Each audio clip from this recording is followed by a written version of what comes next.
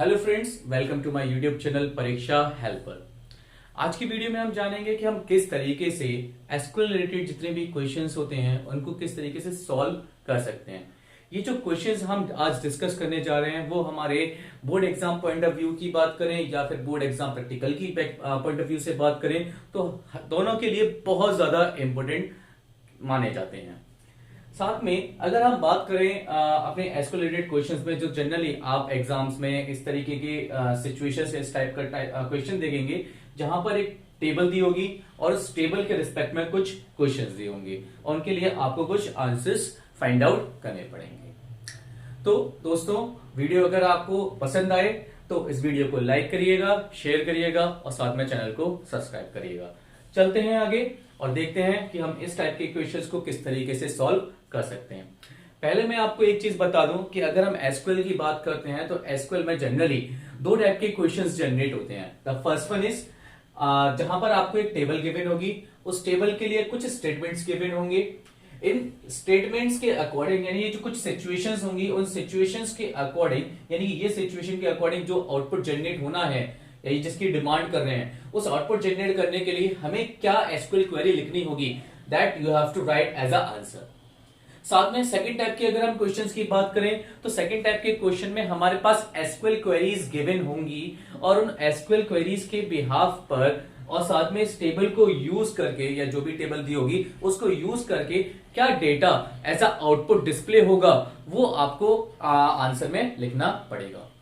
तो जनरली ये दो टाइप के क्वेश्चंस हैं जिसमें कि पहला टाइप का क्वेश्चन हम आज डिस्कस करेंगे और साथ में सेकंड टाइप हम नेक्स्ट वीडियो में डिस्कस करेंगे। चलते हैं इस क्वेश्चन की तरफ और देखते हैं कि इस क्वेश्चन को हम किस तरीके से सॉल्व कर पाते हैं। सबसे पहले अगर हम बात करें क्वेश्चन को पढ़ लेते हैं। Consider the following table games, यानी यहां पर ये जो गेम्स लिखा हुआ है ये गेम्स क्या है, टेबल का नाम है। And right the SQL commands for the following statements, यानी कि यहां पर कुछ स्टेटमेंट्स दिए हुए हैं, 3 स्टेटमेंट्स हैं। इन 3 स्टेटमेंट्स के अकॉर्डिंग हर एक स्टेटमेंट के अकॉर्डिंग आपको एसक्यूएल क्वेरी बतानी है कि क्या एसक्यूएल क्वेरी लगेगी जिससे कि हमें इस टाइप का आउटपुट जनरेट हो सके।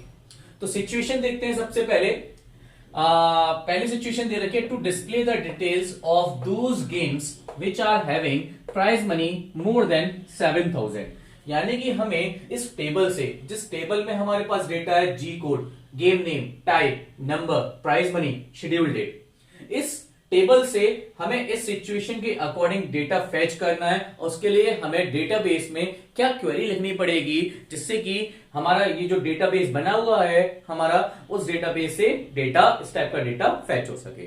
तो सबसे पहले अगर हम बात करें, यहां पर पहला स्टेटमेंट लिखा हुआ है टू डिस्प्ले।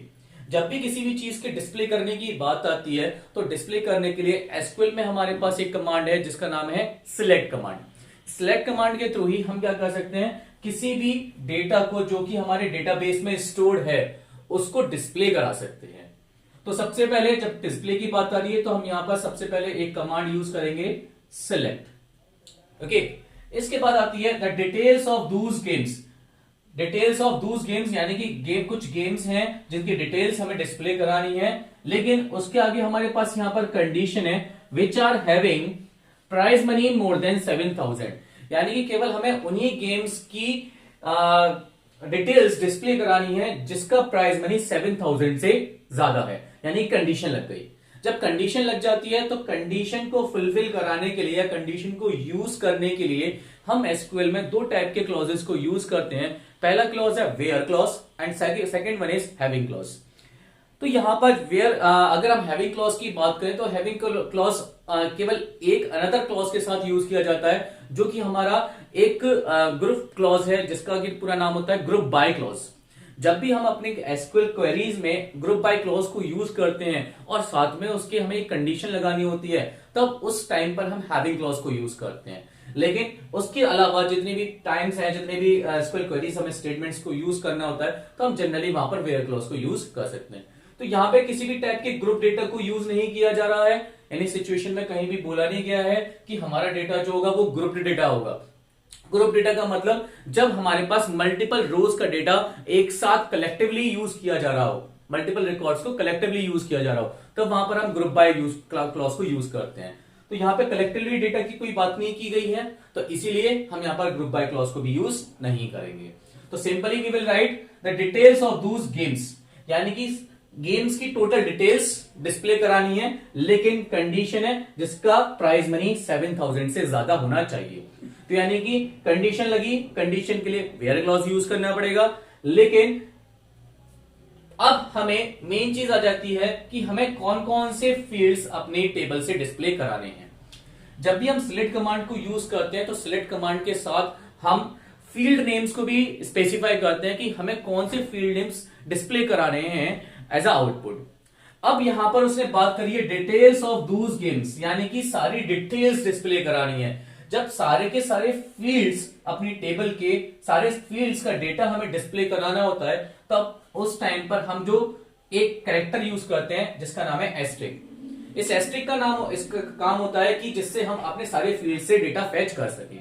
अगर हमें कोई स्पेसिफिक फील्ड ही फेच करना होता तो उस टाइम पे हम उस स्पेसिफिक फील्ड का नाम लिखते। यहां पर हमें सारी डिटेल्स फेच करनी है, तो इसलिए हम यहां पर लिख रहे हैं asterisk. Select asterisk means all the fields. उसके बाद हम यूज करते हैं फ्रॉम, कि कहां से हमें ये सारे के सारे फील्ड्स फेच करने हैं। From the table name, table का नाम है हमारे पास गेम्स। इतना हमारा हो गया कि जब अगर हम इतना ही यूज करते हैं तो इससे सारी डिटेल्स फेच हो जाएंगी, लेकिन हमें कंडीशन भी लगानी है, यानी कि स्पेसिफिक डेटा ही फेच करना है। तो इस कमांड के बाद यानी टेबल नेम के बाद हम एक और क्लॉज यूज करेंगे जिसका नाम है वेयर क्लॉज। इस वेयर क्लॉज का काम है कंडीशन लगाना। तो where prize money is more than 7000, तो प्राइज मनी हमारे पास फील्ड है यहां पर, ये गया। तो जो कंडीशन या जो टर्म यूज करी जा रही है उसके रिस्पेक्ट में जो भी फील्ड नेम होगा, the field name you have to check from the table.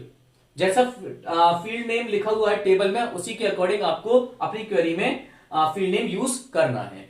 Okay, तो price money greater than, more than की बात की गई है तो मोर देन, यानी कि price money more then, price money की तरफ ग्रेटर देन का साइन आएगा।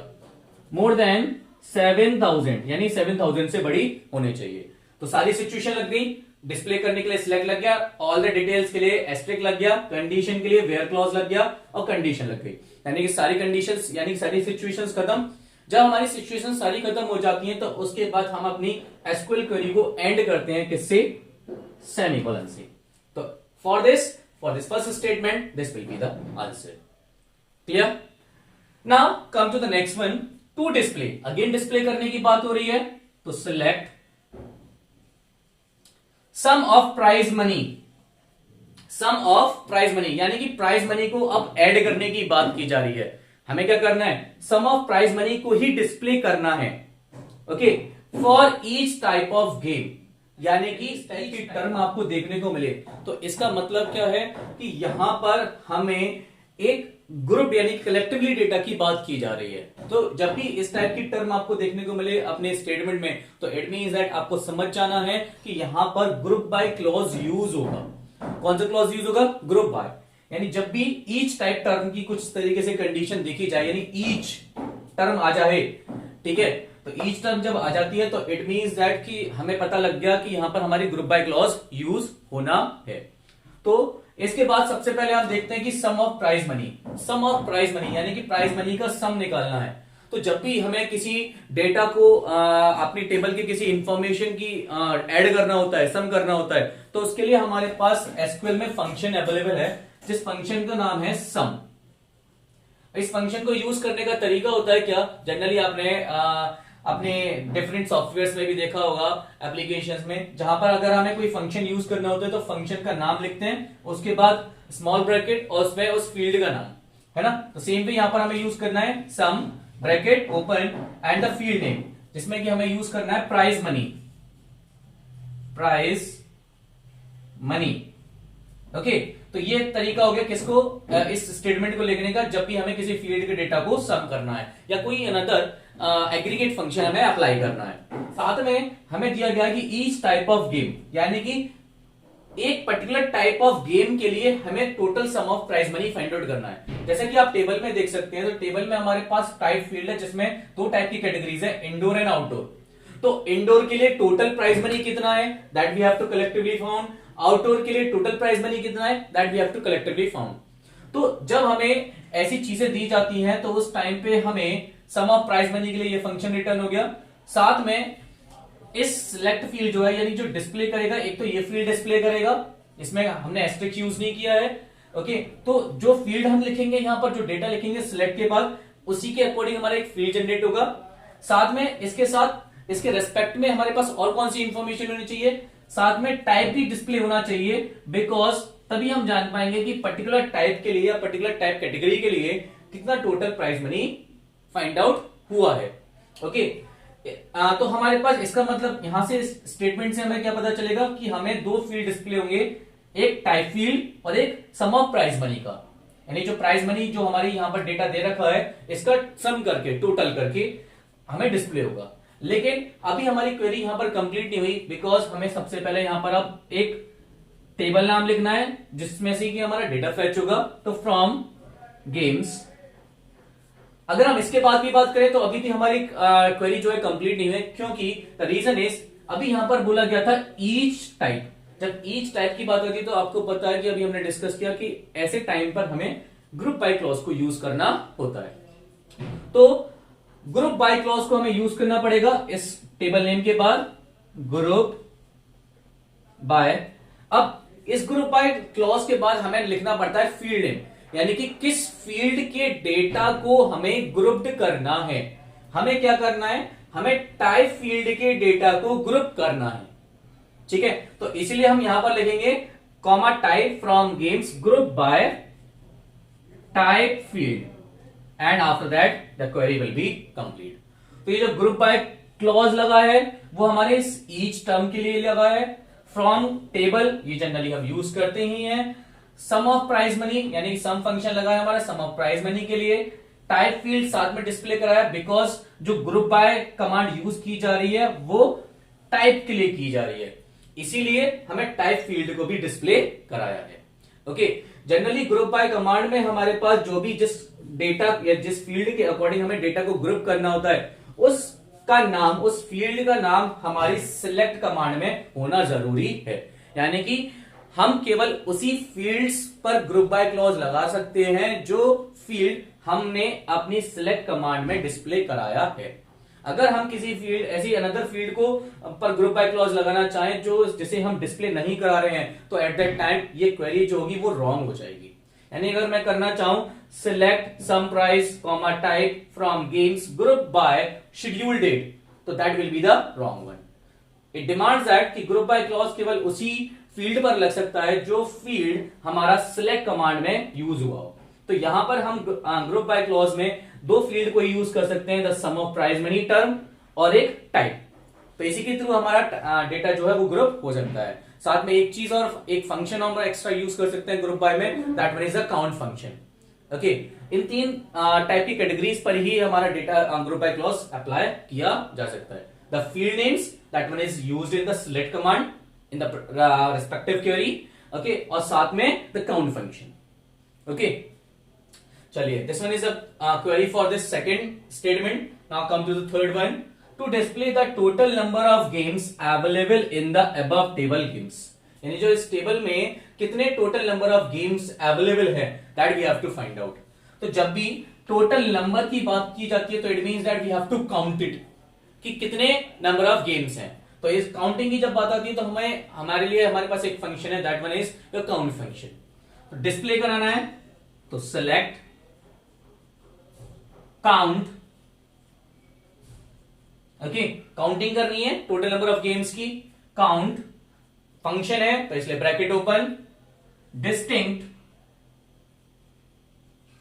डिस्टिंक्ट का मतलब क्या है कि उसने पूछा कितने टोटल नंबर ऑफ गेम्स हैं, यानी कितनी कैटेगरीज है, टोटल नंबर ऑफ कैटेगरीज कितनी हैं। तो इसके लिए हम यहां पर कर रहे हैं डिस्टिंक्ट। डिस्टिंक्ट क्या करेगा, जो यूनिक वैल्यूज हैं, जो अलग अलग वैल्यूज हैं, ठीक है, उन्हीं को केवल काउंट करेगा, उन्हीं को केवल यूज करेगा, बाकी डुप्लीकेट वैल्यूज को काउंट नहीं करेगा अगर इस टेबल में डुप्लीकेट वैल्यूज यूज हो रही हैं in that game name field. ठीक है, तो इसलिए हमने डिस्टिंक्ट यूज कर लिया। Distinct field name that one is game name bracket close from table name.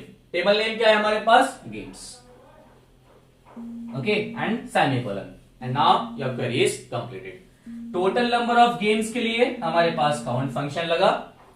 Distinct game name, यानी कि गेम नेम पर हमें काउंटिंग करनी थी, डिस्टिंक्ट हमने एक्स्ट्रा यूज किया जिससे कि हमारी डुप्लीकेट वैल्यूज भी काउंट ना हो जाएं। उसके बाद फ्रॉम अबव टेबल बोला, तो अबव टेबल का मतलब टेबल नेम, यानी कि that one is games. So by this, your all the three statement is solved, and these are the